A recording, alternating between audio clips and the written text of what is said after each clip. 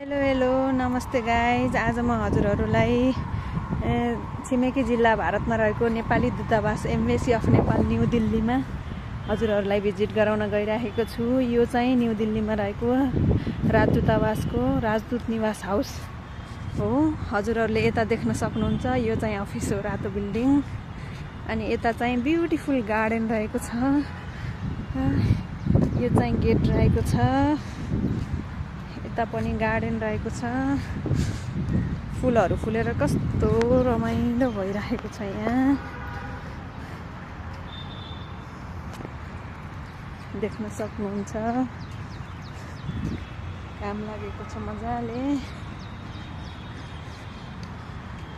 म हजुरहरूलाई यता पनि देखाउन गइरहेको छु।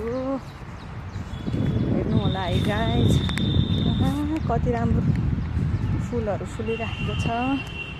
यो चाहिँ लोटस, यता पनि लोटस फुलेको छ मजाले।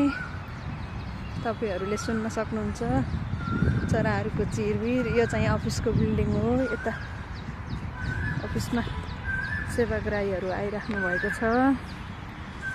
दिल्लीमा चाहिँ, नयाँ दिल्लीमा चाहिँ एकदमै रुख बिरुवाहरू छन्, हरियाली छ, बस्नलाई आनन्द छ।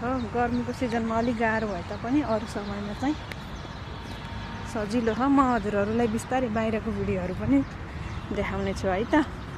बाई बाई, आजलाई यति नै।